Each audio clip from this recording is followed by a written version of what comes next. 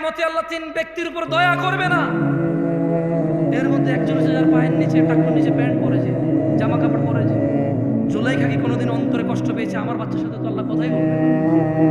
এদেশের আব্দুল্লাহ, আব্দুর রহমান, আব্দুর রহিমরা, এদেশের জামশেদরা কি কখনো এরকম নিজের বাচ্চার টাকনুর নিচে প্যান্ট দেখে কি কখনো কল্পনা করেছে হায় রে আমার আদরের সন্তানটার সাথে আল্লাহ কথাও বলবে না, দয়াও করবে না? রে কি করলো আমার ছেলে? এই দেশের জামশেদরা, আব্দুল্লাহরা, আব্দুর রহমানরা, এই দেশের আব্দুল করিমরা কখনো কি নিজের ছেলেটা ফজরে ঘুমিয়ে আছে ভেবেছে যে আমার বাচ্চাটা মারা গেলে জাহান্নামে চলে যাবে সলাতের হেফাজতকারী না বলে? কোনোদিন কি কল্পনা করেছে এই দেশের আব্দুল করিমরা? বলেছে? বলেন তো। ইসলাম তাহলে ওর কাছে কতটুকু পরিচিত? ওই ইসলামকে কতটুকু জানে? কিভাবে জানে ইসলামকে সে? আমাকে কি একটু বলতে পারেন আপনারা? যে দেশের ভ্যান ড্রাইভার, রিক্সা ড্রাইভাররা সারা দিন কষ্ট করে 800 টাকার জন্য, অথচ ফজরের 2 রাকাত সুন্নাত দুনিয়াতে যা আছে এর চাইতে বেশি, সে ফজরের 2 রাকাতে যায় না 800 টাকা দিচ্ছে। কোনদিন কি এদেশের আমার দরিদ্র মুসলমানরা কি ভেবেছে যে দিনে 12 রাকাত সুন্নতে মুআক্কাদা, ফজরে 2, জোহরে 6, মাগরিবে 2, ইশায় 2, এই 12 রাকাত সুন্নত যে পড়ে আল্লাহ তার জন্য জান্নাতে ঘর নির্মাণ করে? কয়জন নিয়েছে বেনিফিট? কতজন ইসলামে এটা খেলাম? আমরা ইসলামকে কিভাবে জানি? শুধু বিয়েতে কবুল আমাদের ইসলাম সম্মত, বাকি বউ যে কাপড় পরে, জামাই যে কাপড় পরে, যেখানে বসে বিয়ে হয়, যে বিয়ে পড়া, যে উকিল হয়, যে সাক্ষী হয়, সব কিছুতে ইসলাম কোথায়? মুসলমানের বিয়েতে ইসলাম কোথায়? মুসলমানের বিয়েতে ইসলাম কোথায়? আমরা যদি ইসলাম জানি তাহলে বিয়েতে ইসলাম কোথায়? বলতে পারবো কোনটা কোনটা ইসলাম? কোনটা বিয়েতে ইসলাম? আজকে এখানে আপনার উপস্থিতিতে আপনি নিজে কয়টা ইসলাম আছে আপনার মাঝে, আমার মাঝে? কয়টা আছে? এই আয়োজক ছেলে আমাকে ফোন করেছে, বলছে ভাই আপনি আসতে পারবেন না? আমি ওয়াজ নেওয়ার সময় বলছি আমি পারলে আর নইলে আসবো। ফোন রাখো, তোমার থেকে ওয়াজ দিয়েছে নাকি? আমার নম্রতা কোথায় ছিল? কত সুন্দর আয়োজন করেছে, কত কষ্ট করেছে, কিন্তু আমি কি দুঃখ বোঝার চেষ্টা করছি? হয়তো করিনি তখন আমার রাইট নিয়ে আমি চিন্তা ছিলাম, দূর ভাই আমি তো বলছি, তুমি কেন বলছো? কোথায় আমাদের ইসলাম? আমরা তো নিজেরাই দিনে 10টা গুণ করি, নিজেরাই দিনে 100 গুণ করি। তিনি সাল্লাল্লাহু আলাইহি সাল্লাম বলেছে, এই ছোট ভাই তুমি কেন দাড়ি কাটো? বলতে পারো তুমি কেন দাড়ি কাটো? তিনি জানো maybe you look nice, you think like that. তোমার চিন্তা, এটা জাস্ট তোমার একটা ধারণা। মেবি তুমি বৃদ্ধ দেখতে চাও না নিজেকে, দাঁড়িয়ে হয়তো তোমার মাথাটা ঘুরছে। অথবা হোয়াট এলস? মানে আর কি হতে পারে? পারপাস কি হতে পারে দাঁড়িয়ে কাটা? মানে কি? জ্ঞান বেড়ে যায়, উচ্চতা বেড়ে যায়, বংশমর্যাদা, পরিচয় চেঞ্জ হয়ে যায়, চাকরি হয়ে যায়। তুমি প্রতি বৃহস্পতিবার রাতে কাটো, শুক্রবার তুমি বিয়েতে যাওয়ার আগের দিন কাটো, তুমি বেড়াইতে যাওয়ার আগের দিন কাটো, তুমি শহরে যাওয়ার আগের দিন কাটো, তুমি বাড়িতে ফেরার দিন কাটো। কেন? ইন্নাদ-দীনা ইনদাল্লাহিল ইসলাম। আল্লাহর কাছে একমাত্র মনোনীত দ্বীন হচ্ছে ইসলাম। আল্লাহ বলছেন, ওয়ামাখতালাফাল্লাযীনা উতুল কিতাবা ইল্লা মিন বা'দি মা জাআহুমুল ইলমু বাগিয়ান বাইনাহুম। আর যাদেরকে কিতাব দেওয়া হয়েছিল তারা কেবল পরস্পর বিদ্বেষবশত, মানে আমার কথায় আপনার ভালো লাগে না, আপনার আচরণ আমার ভালো লাগে না, আমার স্টাইল ভালো লাগে না, কথার আন্দাজ ভালো লাগে না, বডি ল্যাঙ্গুয়েজ, হাত পা নড়ে ভালো লাগে না, দ্রুত কথা বলি বা জোরে কথা বলি বা আস্তে কথা বলি ভালো লাগে না। অথবা আপনি নিজেকে শুধু হানাফি মনে করেন বা শাফি মনে করেন, হাম্বালি বা মালিকি মনে করেন। হানাফি মনে করার পরে আপনি হয়তো মনে করেন নিজেকে চিশতি, সাবরি, তরিকত, হাকিকত, মারিফত, শরীয়ত এভাবে মনে করতে পারেন। সুফি নিজেকে মনে করতে পারেন। সুফি মনে করার পর আপনি মাইজ ভান্ডার, সারসিনা, তারপরে দিকে জৈনপুর, আটরশি, ফুরফুরা, আপনি নিজেকে এগুলো মনে করতে পারেন। আপনাকে একটা কথা বলি, মনোযোগ দিয়ে শুনে। আল্লাহ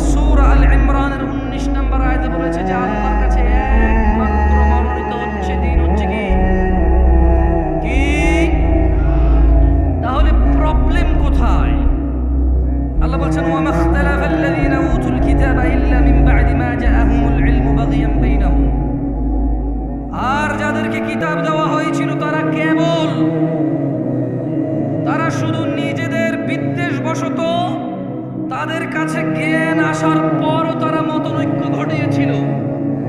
ইলম এসেছে, জ্ঞান এসেছে, ফুরকান এসেছে, সত্য মিথ্যার পার্থক্যকারী এসেছে, কিন্তু না, কোরআন ও সহিহ সুন্নায় তাদের কোনো আপত্তি ছিল না। কিন্তু তারা নিজেদের একে অপরের বিদ্বেষে বসে তারা জ্ঞান আসার পরে মতনৈক্য করেছিল।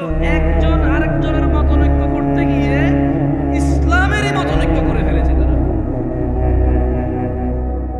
ওয়ামান ইয়াকফুর বিআয়াতিল্লাহ, ও দিনাজপুরের সচেতন নাগরিকরা, ও দিনাজপুরের সচেতন যুবক ও বৃদ্ধরা, ও দিনাজপুরের যুবতী ও বৃদ্ধারা, সচেতন যারা আছো, ওয়ামান ইয়াকফুর বিআয়াতিল্লাহ, আর যে ব্যক্তি আল্লাহর আয়াতকে অস্বীকার করে, ফাইন্নাল্লাহা সারিউল হিসাব, নিশ্চয় আল্লাহ অনেক দ্রুত হিসেব গ্রহণকারী। কত দ্রুত? তুমি মোবাইলে কল দিলে বাংলাদেশ থেকে আমেরিকা যত দ্রুত যায় এর চাইতে দ্রুত। কত দ্রুত? আল্লাহু তাআলা আলাম, আল্লাহই ভালো জানে কত দ্রুত হবে। ইত্তাকু রাব্বাকুম ইয়া নাস, মানুষ রবকে ভয় করো। আল্লাহর কাছে একমাত্র মনোনীত দিন ইসলাম। নিজেদের দলে দলে বিভক্ত করে ভিন্ন ভিন্ন নামে ইলম, জ্ঞান, সত্য মিথ্যা আসার পরেও নিজেদের একজন আরেকজনকে পছন্দ অপছন্দের কারণে তোমরা দ্বীনকে অস্বীকার করিও না, মতনৈক্য করিও না। জেনে নাও, সুন্নাহকে আঁকড়ে ধরা আমাদের জন্য আবশ্যক। সফলতা নেই মুস্তাফার অনুসরণ ছাড়া, সাল্লাল্লাহু আলাইহি ওয়াসাল্লাম।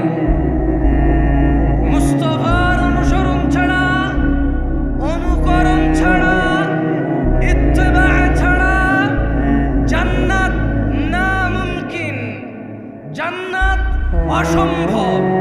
জাহান্নামের আগুন ঝলসে দেবে যার ইবাদতে মুস্তাফার অনুসরণ নেই। সুন্নাহকে আঁকড়ে ধরতেই হবে আমাদের। তিনি সুবহানাহু ওয়া তাআলা বলেন, মান ইউতি'র রাসূল, যে আমার রাসূলের ইতাআত করে, যে আমার মুহাম্মদের অনুসরণ করে সাল্লাল্লাহু আলাইহি ওয়াসাল্লাম, ফাকাদ আতা আল্লাহ, সে আল্লাহর ইবাদত করে। যে তিনি সাল্লাল্লাহু আলাইহি ওয়াসাল্লামের অনুসরণ করে, ফাকাদ আতা আল্লাহ, সে আল্লাহর ইবাদত করে। ওয়ামান তাওয়াল্লা, আর কেউ যদি রাসূল সাল্লাল্লাহু আলাইহি ওয়াসাল্লামের অনুসরণ থেকে মুখ ফিরিয়ে নেয়, ফামা আরসালনাকা আলাইহিম হাফিযা, আল্লাহ বলছে, ও মুহাম্মদ সাল্লাল্লাহু আলাইহি ওয়াসাল্লাম, যদি কেউ আপনার থেকে মুখ ফিরিয়ে নেয়, যদি কেউ ভালো কাজ, খারাপ না তো অসুবিধা কোথায়? বাপে করেছে, দাদা করেছে, বড় হুজুর ফতোয়া দিয়েছে, যুগের পর যুগ চলে আসছে, সমস্যা কোথায়? ফামা আরসালনাকা আলাইহিম হাফিযা, ও মুস্তাফা আলাইহিস সালাম, ওয়ামান তাওয়াল্লা, যে আপনার অনুসরণ করে না ইবাদতে, আমি আল্লাহ আপনাকে তাদের জন্য তত্ত্বাবধায়ক করে পাঠাইনি। তাহলে কিভাবে পাঠাইছে আল্লাহ রাসূল সাল্লাল্লাহু আলাইহি সাল্লামকে? কিভাবে রাসূল সাল্লাল্লাহু আলাইহি সাল্লামকে আল্লাহ পাঠাইছে? কিভাবে, মানে আমরা কিভাবে নেব ওনাকে? যদি আমাদের এই পুরো পৃথিবীর সমস্ত মুসলিম আল্লাহর রাসূলের ইতাআত বাদ দিয়ে নিজেদের প্রবৃত্তি স্বীকার করে, সেই প্রবৃত্তির অনুসরণ করে, আল্লাহ বলছে যে আপনার কোনো দোষ নাই। ওয়ামা আলাইকা আল্লা ইয়াযাক্কা, ওয়ামা আলাইকা আল্লা ইয়াযাক্কা, এরা যদি পবিত্র না হয়, এরা যদি পরিশুদ্ধ না হয়, ওয়ামা আলাইকা আল্লা ইয়াযাক্কা, ও মুহাম্মদ আপনার কোনো সমস্যা নেই, আপনার কোনো দোষ নেই।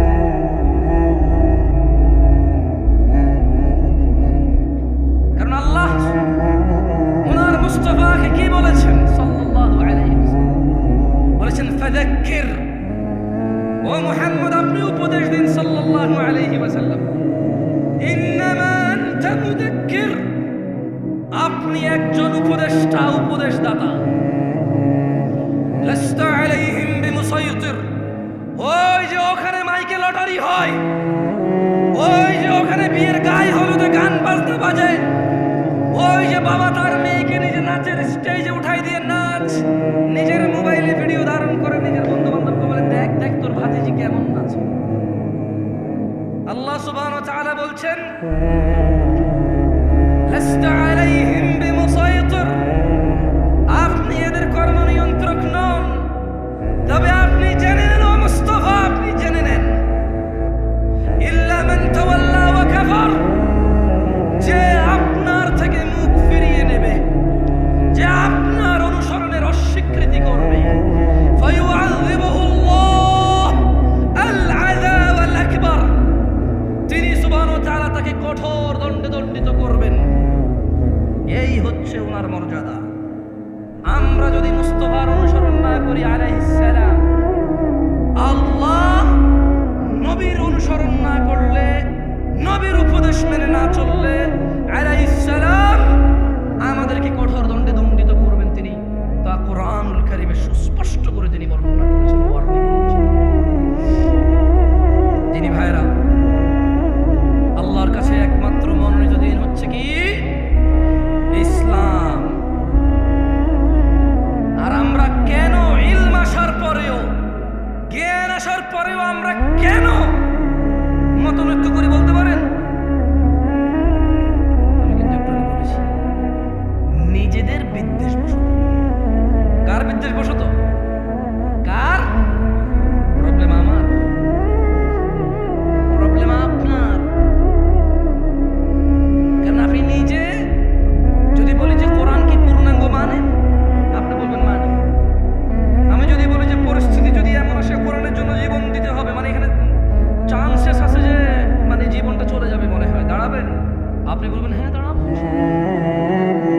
যদি বলি মুস্তাফা ছাড়া কেউ নেই অনুসরণীয়, আপনি কি মানেন? আপনি বলবেন অবশ্যই, উনি ছাড়া কে আছে অনুসরণ। যদি বলি তিনি সাল্লাল্লাহু আলাইহি সাল্লামের অনুসরণই হচ্ছে আল্লাহর ইবাদত, আপনি কি মানেন? আপনি বলবেন অবশ্যই, তিনি সাল্লাল্লাহু আলাইহি সাল্লামের অনুসরণই হচ্ছে আল্লাহর ইবাদত। তাহলে প্রবলেম কোথায়? আমরা কেন বিভক্ত? কোরআন তো আমরা পূর্ণাঙ্গ মানতে রাজি, জীবন দিতে রাজি। উনি সাল্লাল্লাহু আলাইহি সাল্লামকে সর্বোচ্চ পর্যায়ে রাখতে আমরা রাজি। তাহলে প্রবলেম কোথায়? প্রবলেম কোথায় বলেন তো? কোথায়? নিজেদের। প্রবলেম কোথায়? হানাফির, শাফির, মালিকির, হাম্বলির, চিশতির, সাবেরির না, নিজেদের। মানে আমার আমার প্রবলেম কার? আমার, আমাদের। আল্লাহর কাছে একমাত্র মনোনীত দিন হচ্ছে কি? ইসলাম। দিন কি আসলে? আল্লাহ সুবহানাহু ওয়া তাআলা কোরআনুল কারীমে বলছেন ওয়ামা আতাকুমুর রাসূল, যা রাসূল সাল্লাল্লাহু আলাইহি সাল্লাম দিয়েছে, ফাখুযুহ, তা নিয়ে নাও। দিন কি?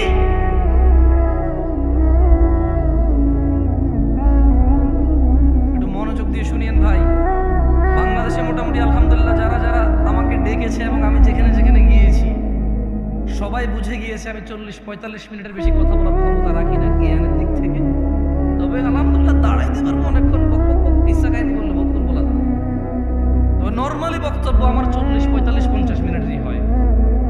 আপনাদের বিরক্ত করবো না। এরপরে ফজিলাতুল শেখের সমাপনী বক্তব্য আপনারা শুনে যাবেন ইনশাআল্লাহ। আপনাদের যাতে কষ্ট না হয়, উনি আমাকে মাইকটা ধরার পরও ছেড়ে দিয়েছে, আমরা কি ওনার ইজ্জত করবো না? আপনাদের যাতে কষ্ট না হয়, উনি মাইকটা ধরার পরও আমাকে ছেড়ে দিয়েছে। আমিও ইনশাআল্লাহ খুব শীঘ্রই ওনাকে ওনার মাইক আবার ওনাকে ওনার মাইক ওনার কাছে দিয়ে দেব। আপনারা ইনশাআল্লাহ আছেন তো? ইনশাআল্লাহ। ভাই তোমাদের যদি বলি একটু বসতে, তোমাকে মাইন্ড করবো? বহু দূর থেকে এসেছি, বিশ্বাস করো, সকাল 10টায় গাড়ি ধরছি। না না না না, দাঁড়ায় থাকতে যদি কমফোর্টে দাঁড়ো, তবে বসলে ভালো হবে। থাকে না একটা জিনিস, সৌন্দর্য থাকে না? আর যদি ঠান্ডা লাগে, দাঁড়ায় থাকতে ভালো লাগে, টোটালি ফাইন। আমি নিজে দাঁড়ায় আছি, তোমারে বসতে বললে বলবে যে আপনি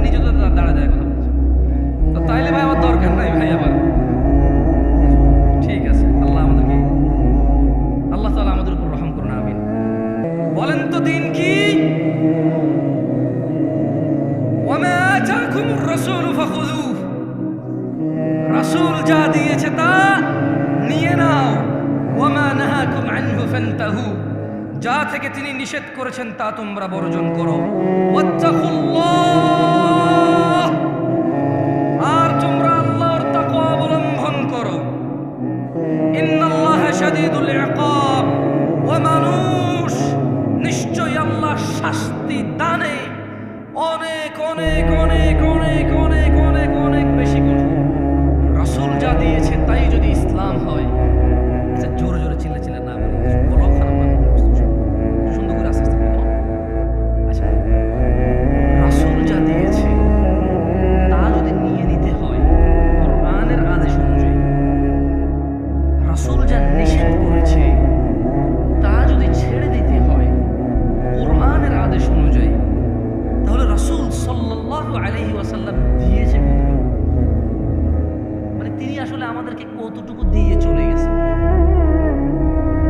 আছে আছে আছে আছে। আন আব্দুল্লাহ ইবনে মাসউদ রাদিয়াল্লাহু আনহু قال, সাহাবীর নাম কি? একটু মনোযোগ দিয়ে শুনেন, আমি মাঝে মধ্যে আপনাদের প্রশ্ন করব। মারহাবা ঠিক এগুলো আমার দরকার নাই, শুধু আমি যে প্রশ্ন করি ওই প্রশ্নগুলো মাঝে মধ্যে যদি অ্যান্সার করেন আমি বুঝতে পারবো যে আমি বলছি আল্লাহর জন্য, আপনারা শুনছেন কার জন্য। একটু মানে ভালো লাগবে বুঝতে পারলে যে আপনারা আছেন আমার সাথে। কেউ বসে বসে ব্যবসা করে, যে টাকা পয়সার হিসাব, প্রেমিকার নাম্বার ব্লক করে দিছে, আরেকটা আইডি কিনছেন, তারা রিকোয়েস্ট পাঠাইছে, অ্যাড করছে কিনা, মানে এইসব হিসাবে আপনারা নাই, ওয়াজে আছেন, তাহলে আমি বুঝছেন। عن عبد الله بن مسعود رضي الله عنه قال, আব্দুল্লাহ ইবনে মাসউদ রাদিয়াল্লাহু আনহু থেকে বর্ণিত, তিনি বলেন, قال رسول الله صلى الله عليه وسلم, আল্লাহর রাসূল সাল্লাল্লাহু আলাইহি ওয়াসাল্লাম বলেছেন। কে বলেছেন? কে বলেছেন? হাদিস বর্ণনা করতেছেন কোন সাহাবী? এর জোরে বলেন, কোন সাহাবী? বর্ণনা করতেছে কে? আব্দুল্লাহ ইবনে মাসউদ। তিনি বলছেন যে আল্লাহর নবী সাল্লাল্লাহু আলাইহি ওয়াসাল্লাম বলেছেন, ইন্নাহু লাইসা শাইউন ইউকাররিবুকুম ইলাল জান্নাতি ইল্লা ক্বাদ আমারতুকুম বিহি। আমার উম্মতরা, ও মানুষ, পৃথিবীবাসী, তিনি সাল্লাল্লাহু আলাইহি ওয়াসাল্লাম বলছেন যে নিশ্চয় এমন সকল কিছু, এমন, আপনারা অনেকে কিন্তু আশহাদু আন্না মুহাম্মাদার রাসূলুল্লাহ পরে এভাবে করতে দেখেন কাউকে, রাইট? হাসতে হচ্ছে ভাই, বসে দেখেন, বলবেন হ্যাঁ বা না, এটা একটু সুন্দর, দেখেন কি না, দেখেন না? আমি শুধু ছোট্ট একটা উদাহরণ দিই। অনেকে আশহাদু আন্না মুহাম্মাদার রাসূলুল্লাহ বলে কি করে? ওরা আমি দেখেছি, আল্লাহু আ'লাম। সুন্নতে মুহাম্মদ রাসূলুল্লাহ সাল্লাল্লাহু আলাইহি ওয়াসাল্লাম ওহী ভিত্তিক এই নিয়ে কোনো তথ্য আছে কিনা, আমার এমনিতে জ্ঞান কম, আমি জানি না, যেহেতু আমার পড়াশোনা কম, জ্ঞান কম, পড়াশোনা কম, হয়তো আমি ওটুক পর্যন্ত পৌঁছাইতে পারিনি। যদি আপনাদের কারো কাছে কোনো তথ্য থাকে এই বিষয়ে, সুন্নাহ অনুযায়ী, কি অনুযায়ী? সহিহ সুন্নাহ অনুযায়ী যদি থাকে বলিও না, আমরা কেন ছেড়ে দেবো? দাড়ি রাখছি, মানুষ দাড়ি ফেলে দেয় স্মার্ট হওয়ার জন্য, সুন্দরী বউ পাওয়ার জন্য, চাকরি বাকরি করার জন্য, ভালো সুন্দর নিজের পরিবেশন করার জন্য। আমরা ওই জিনিস স্যাক্রিফাইস করে দিচ্ছি, দাড়ি রেখে দিচ্ছি সুন্নাহকে ফলো করার জন্য। তার আশহাদু আন্না মুহাম্মাদুর রাসূলুল্লাহ বলে চুমা খেতে অসুবিধা কোথায়? যদি এতে কোনো নেকি থাকে কোরআন সুন্নাহ থেকে, অসুবিধা কোথায় ভাই? কোনো অসুবিধা আছে? আমরাও করবো ইনশাআল্লাহ।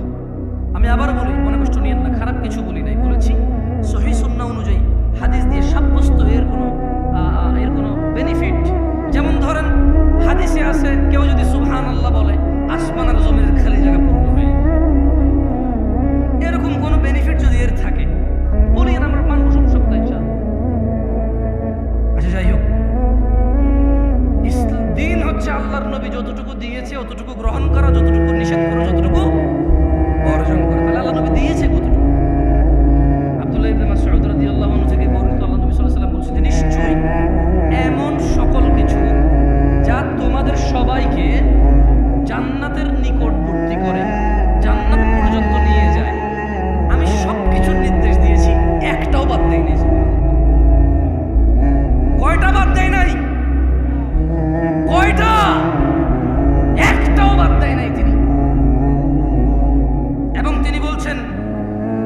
ওয়ালাইসা শাইউন ইউকাররিবুকুম ইলান নার,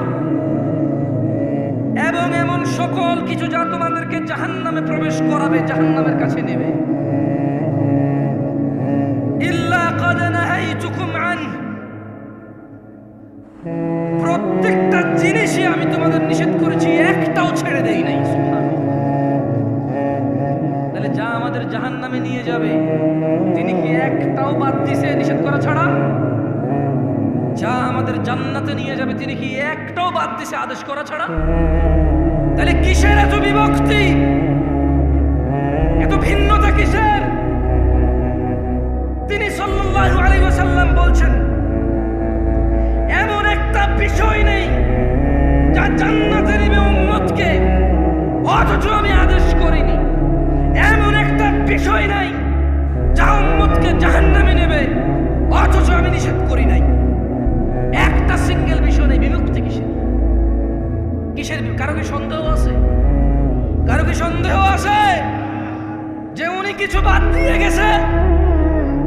কেউ কি এরকম আস্থা রাখেন, কেউ কি এরকম বিলিভ করেন যে উনার বলে যাওয়া পথের বাহিরে জান্নাত আছে? তাহলে বিভক্তি আসেন না। আমি আপনাদের উদ্যত আহ্বান জানাই, যারা আমার যুবক ভাইরা আছেন এবং যারা ম্যাচিওর আছেন এবং যারা আরো একটু বয়স বেশি আছে, আসেন না একটু কোরআন সুন্নাহ পড়ি।